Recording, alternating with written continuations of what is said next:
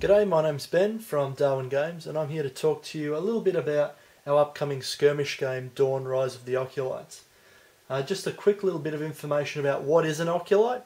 You may have seen some of our tribes being previewed over the last few months, and at the moment we have 4 tribes available. We've got the first tribe that was available, the Playtesting, which are a swamp-based tribe, and they're very good friends with the Luftals, which are the little guys down the front here. Now the Luftals are sort of like the slave race to a lot of the other Occulite tribes, but the Playtesting, they take them in and treat them as part of the tribe rather than actual slaves, and so there's a bit of a mutual respect. We have the Hydrus tribe up the back here, which is our water-based tribe. They have some fins on the back there, and they carry coral tridents. Very cool tribe. We have the Florist tribe here, which is our jungle slash bush slash forest tribe. And despite the petals around the eye stalk there, these are a real fierce tribe. They're a little bit bigger, a little bit bulkier than the rest. Very, very aggressive. And yeah, they will defend their territory very, very vigorously. And then we have 2 other tribes coming on at the moment. We have the Nimbus tribe, which they live in the mountains. They have bat-like wings and covered in feathers, so they'll be getting moulded up soon. And you may have seen recently on the internet the Ignis tribe, which is sort of a more lava field, sort of leathery molten rock bodies, and so they'll be available at the same time as the Nimbus. So what I wanted to do also is to give you guys a little bit of information about the skirmish game itself, because there's not a lot of information out about the game, and I thought it was probably time that we started sharing some details. So one of the big things that makes this game unique from a whole lot of other games, and it's something that marries the concept of the background in with the mechanics itself, is something that we're very proud of, called the Natural Selection deck. Now the Natural Selection deck is a deck of 108 cards that sort of basically allow you to do a variety of different things. They dictate when events occur, they dictate when sun gems appear. Now sun gems are little red gems that store the power of the sun, and of course because of that they store heat, and so when the long dark comes, and if you've that'll be sort of in the story coming up if you've been following it, the long dark obviously plunges the land into darkness for many months on end, and so it becomes very, very cold. So these sun gems that store heat become vitally important for these tribes to get a hold of. So you can see why there would be a bit of a wrestle to get their hands on as many as they can. So cards can determine when they come out. Cards can determine how many dice you roll in combat. They can determine how many figures you activate at the start of your turn. They can also determine things like terrain modifiers, or things that happen because of a terrain type. They also determine effects, combat effects, terrain effects, a whole range of different things. They are basically the heart and soul of the game, and your ability to master that deck of cards will reflect very much on how well you do in the game. So there's a lot of strategy, when to play your cards, what cards to play, which cards to hold. So before we go into a little bit more detail about the strategy of using this deck, I'll just introduce you to some of the different types of cards in the deck. Okay, one of the types of cards, so I'll zoom out a little bit so you can split wrong way. So zoom out a bit, there we go. Okay, this is an event card, okay? Now this event card is a really catch-all category card that when it's drawn from the deck, it's resolved immediately, and it says to refer to the scenario description to see what happens. So depending on the scenario, this may indicate that a predator has struck, or a predator is prowling in the region. It might indicate the end of the scenario. It may indicate that more of your tribe is available to come onto the board. It may indicate that the weather changes dramatically, or it starts raining or hailing, or a storm starts. It could indicate a whole range of different things. So, and there'll be a different number of these event cards in the deck, depending on the scenario. Another type of card that you'll find in the deck is the Sungem cards. Now the Sungem cards is another Resolve Immediately card, and it says your opponent places a Sungem within 6 inches of one of your models. The placement must be closer to one of your models than theirs. So this is how Sungems can appear randomly on the board. So some scenarios start with Sungems already on the board, and then others will have a certain number of Sungem cards in the deck, so that when they are revealed, Sungems sort of appear on the terrain. And if you sort of keep up with the story, and this will be revealed also shortly, it's due to atmospheric pressure and minerals in the soil that can quickly form these gems to grow. Okay, that brings us to one of our regular types of natural selection deck cards, is just the regular card there. Now the regular card has a couple of different features. You'll see up the top it's got Activate 3. This is if you play this card to activate models at the start of your turn, you would discard it, and this one would let you activate 3 models. Now with the natural selection deck cards, you can only use a card for one of its purposes. There's one exception to that, and that's effects, but I'll talk about effects in a minute. So you can either use it to activate a series of models and then discard the card. You can use it in combat, and you've got a big red number here, that's how many combat dice you could roll. Or if you use this card in defense, you could roll 4 combat dice. So it's always got the inverse. So if the attack number is the big one, it'll have a small defense number. So it's worth more in attack for here, but you can use it in defense. And similarly, there's a defense card with the large number being blue and the small number being red. So you could use it, the cards in attack or defense, or you could use it for its effect. So all the different cards have a whole range of different effects that can influence combat, influence play, a whole range of different things. For example, this one's Fake Out. When in combat, you may use a defensive card as an aggressive card, or vice versa for this combat only.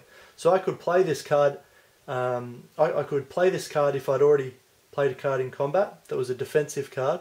If I wanted it to be an aggressive card, I could discard this card to use the effect. That's saying card quite a lot of times, so it is a little bit confusing, but it makes quite a bit of sense once you wrap your head around it. So the exception that I was talking about before was with effects. Now, let's say, for example, this defensive card. Say I use this card in defense and place it down, which allowed me to roll 3 defense dice. I could spend a tribal token to also use the effect, which in this case is when defending precise. Your defense counts as +2 this combat. Okay, so you start the game, each tribe starts the game with 5 tribal tokens, and I just use different coloured gems for them. And what a tribal token can do is it's spent by your chief Occulite, or your Luftal chief, and it can be spent to do a variety of different things. It can be spent to play an effect of on a card that's already been played. It can be used to utilise a card of the opposite type, so I could use this as an attack card for a tribal token.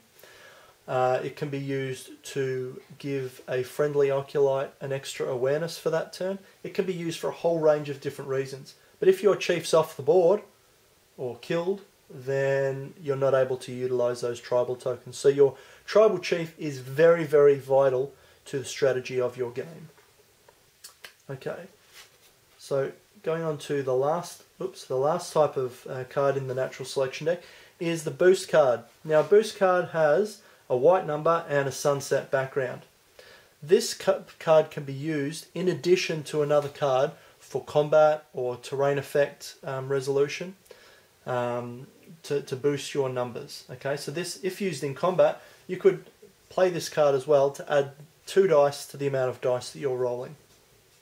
Okay, another way to do another way to use a boost card would be if, Say for example I use that card in defense for 3 defense. I could also play this card, which is a 3 as well, to boost because it's the same number. Because it's the same number but a different colour, this card would give me an additional 1 dice to roll in combat. If it was a blue 3, then it would give me an additional 2 dice because it would match the number and match the colour. Okay, so what we're going to do is going to run through a short turn. Run through a short turn just to show you how the game plays out. Just a very, very basic turn. And hopefully it'll give you a better idea of what's going on in the world of Dawn. Before we do that, I'll just give you an idea of some of the other effects and how you might be able to use them. There's an effect here that says, before combat, shove. Move the opposing model 1 base width away from your model and cancel the current combat. If you want to avoid a combat, you want to have this card in your hand and you want to be able to save it to play it at the right moment. Another type, before combat, help. Take an immediate free action with one of your models that is within 4 inches of combat.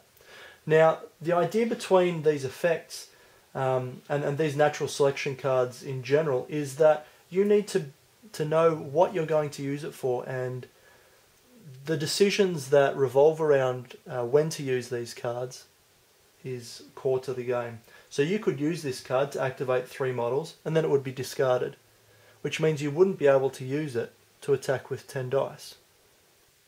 However, you might want to save that and not use it in attack, and save it for if you get overwhelmed in combat to use its effect. So the cards are multifaceted, and when you use the cards really matters. There's a whole range of other effects like tussle, which allows you to swap places with your opponent. You've got swing, which allows you to move your opponent's model to any place that is still in the base contact with a model that was involved in the combat. So that basically allows you to, say for example, if we had these two models in combat, this model was also in combat, and then I had this model in base contact. Because that's one big combat, say for example, this Pilatus model used swing, he could swing this model all the way around to this side, thus getting him out of the way and letting this model leave the board if he wanted to. So they're really tactical decisions to make. You can use things like retreat, which allows you to make a full free move out of combat after taking instead of taking a breakaway test. You can use something like opening, which for each 0 that you roll, it would count as cancelling 2 of your opponent's successes. Because we're using 10-sided dice with Dawn, you'll notice that on a 10-sided dice there's a 0. That's often counted as a 10, but in Dawn it actually counts as a 0. It's an automatic success. But rolling a 0 in combat using these effects can influence how that 0 is utilised. So let's set up a quick turn just to show you what this game is about.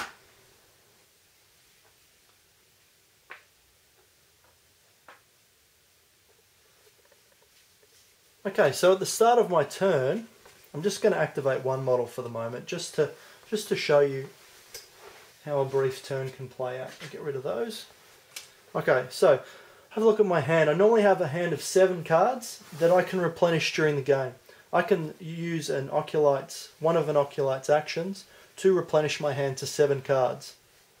So it's not a free redraw, so you have to manage your pool of cards carefully. So let's just pretend I'm in the middle of a game and I'm down to a total of 4 cards there, okay? I'm going to look at these cards and I decide that I'm going to activate 1 model. So this card here, I'm going to utilise the activate 1 attribute there, property of the card, and I'm going to discard that card. I can activate 1 model. The model I'm going to activate is this little guy here, okay, one of my Pilatus models. Now each Occulite has a genetic blueprint at the start of the campaign that you run or at the start of a one-off game. A genetic blueprint gives you all its basic statistics, how far it moves, what's its attack value, its defense value, its awareness, so that's how many actions it gets, its life and any special abilities. So once you've got that genetic blueprint, at the start of a one-off game or of a campaign, you can make some evolutionary adjustments, which allows you to alter those statistics to make your tribe specific to your playstyle. If you basically swap stats with other models on your team. So if you wanted to make, say, this guy a little bit faster, you might take away one speed from this guy and put it on this guy. Okay, and so that would make him faster and him a little bit slower. So you have a certain amount of adjustments that you can make to tailor your tribe. So back to the game. I've activated this one model. He has an awareness of 2, so he gets 2 actions. Okay, my first action is going to be to move 6 inches into contact with this Sungeon. Now when you move into contact with a Sungeon, you pick it up for free, but your movement stops. So that action is complete. Okay, my second action, because he has 2 awareness, is going to be to move into combat with this Hydrus model. He takes his Sungeon with him. He's going to do that so that all of these other models down here on the baseline are going to be able to freely move through. So when you get to a combat, both players can place a face down card in front of them to utilise for combat. I'm going to play this red 8, which allows me to roll 8 dice in combat. So I'm going to play that face down for my Pleiades model. And my opponent would play, let's say, a blue 8. Okay, so he'll be rolling 8 dice in defence. Now, at this point in time, we both have the option to play boost cards, as discussed before, either of matching the same number as what we have, and remember, if we play another red 8, it would add 2 dice to the amount that I roll, because it matches the number and it matches the colour. I could play a blue 8 face down, because then it would match the number to give me 1 extra attack dice, or I could play an actual boost card like this that has the white number and the sunset background, which gives me an additional 1 boost dice because an additional 1 die because it has the 1 there. So I'll place that face down. Another thing I could do is I could place any other cards that I wanted face down as well, just to psych out the opponent and maybe force him to give up some of his boost cards that he may not have given up before. So you can play a maximum of 2 boost cards into your combat. One of them can be a regular boost card. The other card would have to be a number 1 that matches the number that I played. Okay, so what we're going to do is we're going to reveal our cards. I reveal the 8 and the 1, which allows me to roll 9 dice, and my opponent reveals his blue 8, which allows him to roll 8 dice. So I'm going to get my 9 dice here. 1, 2, 3, 4, 5, 6, 7, 8, 9. So I've got my 9 dice. And I want to roll lower than my attack value. Now my attack value with this model is 4. So I want to roll 4s or less, remembering that 0s count as an automatic success. Okay, so I have a 2, I have a 4. Those don't count, doesn't count, doesn't count. Okay, so I have 1, 2, 3, 4, 5 successes. So 5 successes. Now my opponent will roll and try and get more successes than I do to defend successfully. So he gets to roll 8 dice. So here's 4 and another 4. And his defense is also 4 because we're just using basic genetic blueprints here. I haven't done any evolutionary adjustments yet, just to give you an idea of how it plays. Okay, so that doesn't count, that doesn't count, they don't count. Ooh, he's only rolled 2 successes.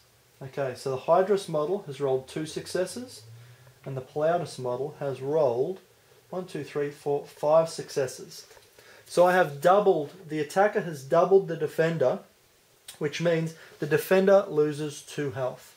Okay, so the Hydrus model will lose 2 health.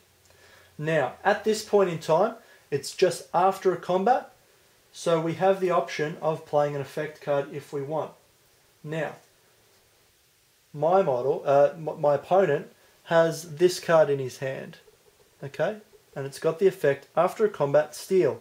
If the opposing model was carrying a Sungeon and yours was not, take it. So he discards this card. That's his one effect for the combat resolution, because you only get to play one effect per combat phase per player. And he takes my Sungeon. Cheeky little guy. So he's now got my Sungeon. I have the opportunity to play a effect as well, because I haven't played one during my combat. I have this card in my hand that says, after a combat, trip. Your opponent's model is placed prone. So I trip my opponent, who falls down, and the Sungeon is dislodged from his arm, from his hands, and is placed about a base width away from the model. So that is one little combat resolution of one little combat in one little scenario.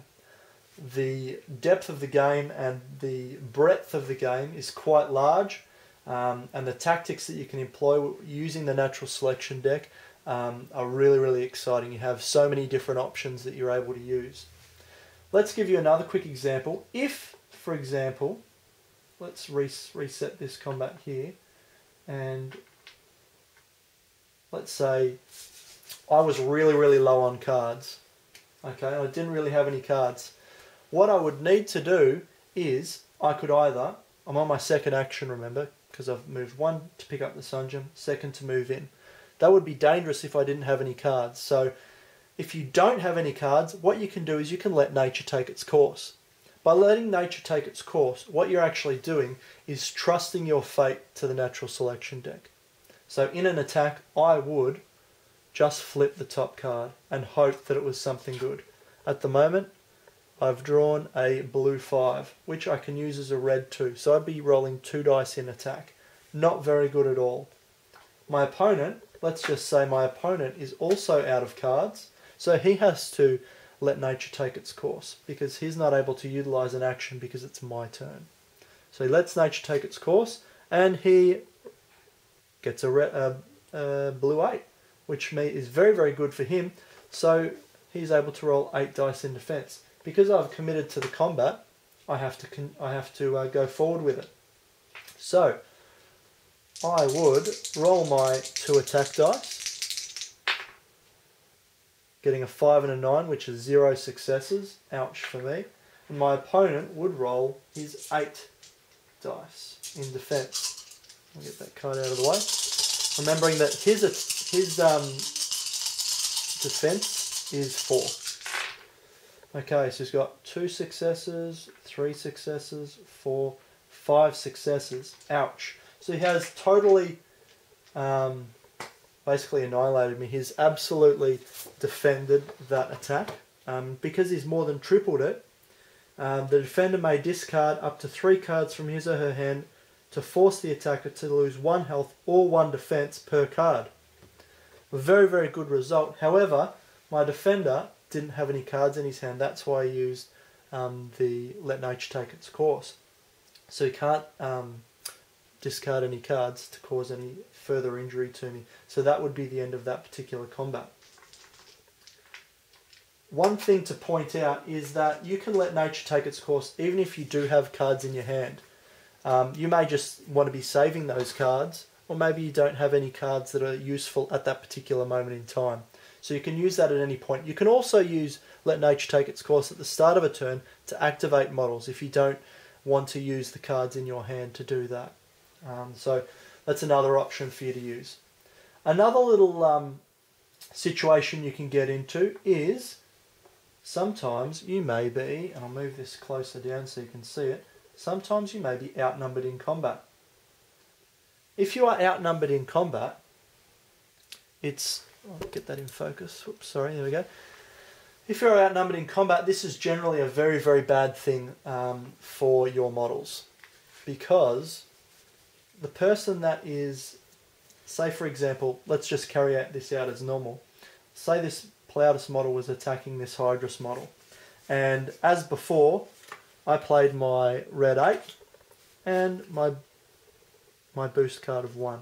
So I'm rolling my 9 dice, and same card that the defender played before gets to roll his blue 8. Gets to roll 8 dice because of his blue 8.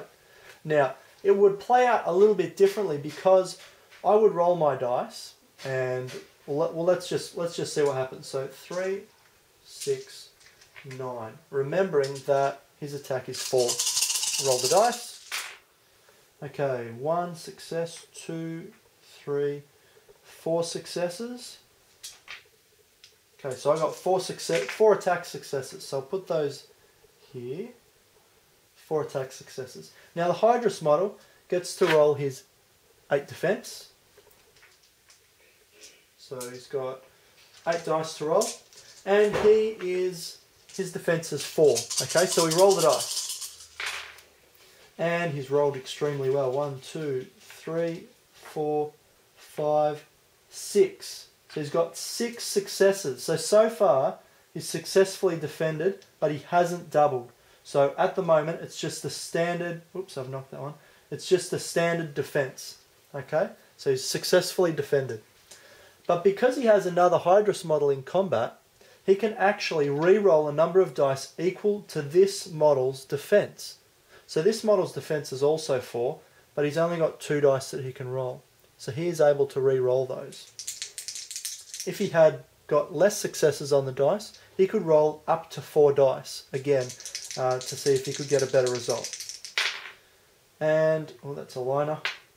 Okay, so he's rolled another 2 successes, which gives him a total of 1, 2, 3, 4, 5, 6, 7, 8 successes against the 4 successes from the Plautus, which means he now doubles him, which means the defender can discard a card from his hand to force the attacker to lose 1 health or 1 defense. So the Hydrus player, because he had outnumbered the Plautus player, has been able to turn that combat around to his favour.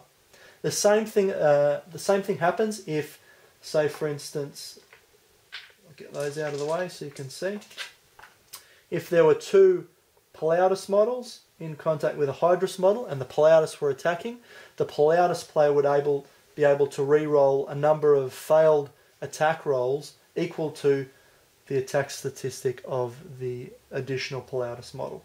So as you can see, being outnumbered can become very, very dangerous. So there we have it. A little bit of a run through of what Dawn is all about. At the moment, slated for a December release, barring the playtesting continues to be going as well as it's going now. There'll be 6 tribes to choose from originally. The Luftals, the Plautus, the Hydrus, the Florus, the Nimbus and the Ignis. You'll be able to play one-off games with a whole plethora of scenarios available. You'll also be able to take on a campaign situation where you play through basically a daylight year of the Occulites.